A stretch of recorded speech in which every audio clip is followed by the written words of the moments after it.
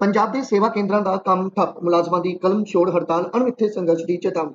ਪੰਜਾਬ ਭਰ ਦੇ ਸੇਵਾ ਕੇਂਦਰਾਂ ਵਿੱਚ ਕੰਮ ਪੂਰੀ ਤਰ੍ਹਾਂ ਪ੍ਰਭਾਵਿਤ ਹੋ ਰਿਹਾ ਹੈ ਕਿਉਂਕਿ ਮੁਲਾਜ਼ਮਾਂ ਨੇ ਇੱਕ ਦਿਨ ਦੀ ਕਲਮ ਛੋੜ ਹੜਤਾਲ ਕੀਤੀ। ਇਸ ਕਾਰਨ ਹਜ਼ਾਰਾਂ ਲੋਕਾਂ ਨੂੰ ਸਰਕਾਰੀ ਸੇਵਾਵਾਂ ਲਈ ਖੱਜਲ ਖੁਆਰ ਹੋਣਾ ਪਿਆ।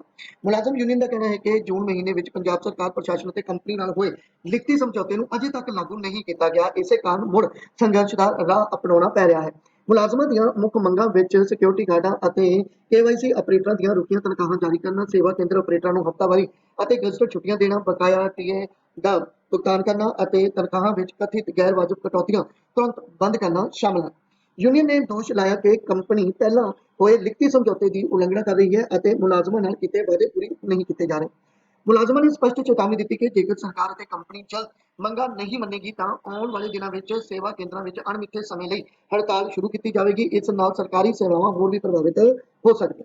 ਖੈਰ, ਅੱਜ ਦੀ ਵੀਡੀਓ ਦੇ ਵਿੱਚ ਇੰਨਾ ਹੀ। ਵੀਡੀਓ 'ਚ ਬਣੇ ਰਹਿਣ ਲਈ ਤੁਹਾਡਾ ਬਹੁਤ ਬਹੁਤ ਧੰਨਵਾਦ। ਚੈਨਲ ਤੇ ਨਵੇਂ ਹੋ ਤਾਂ ਚੈਨਲ ਨੂੰ ਸਬਸਕ੍ਰਾਈਬ ਕਰ ਲਓ, ਬੈਲ ਆਈਕਨ ਨੂੰ ਪ੍ਰੈਸ ਕਰ ਲਓ ਤਾਂ ਜੋ ਆਉਣ ਵਾਲੀਆਂ ਵੀਡੀਓ ਦੀ ਨੋਟੀਫਿਕੇਸ਼ਨ ਤੁਹਾਨੂੰ ਸਮੇਂ ਸਿਰ ਮਿਲ ਸਕੇ। Thank you.